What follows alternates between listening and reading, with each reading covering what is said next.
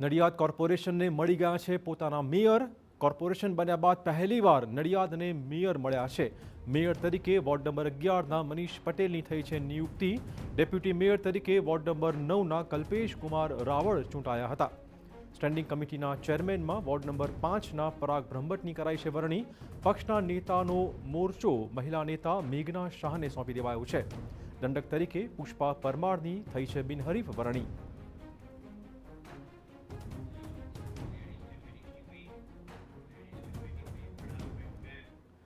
જામનગર કોર્પોરેશનના નવા હોદ્દેદારના નામ પણ જાહેર કરી દેવાયા છે। મહિલા અનામતના કારણે મોનિકા વ્યાસ બન્યા છે નવા મેયર।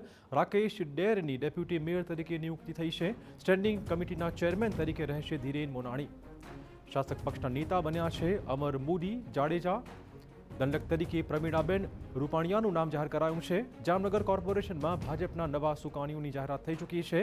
16 વોર્ડની 64 બેઠકોમાંથી ભાજપે 60 બેઠકો પર ભવ્ય જીત મેળવી હતી।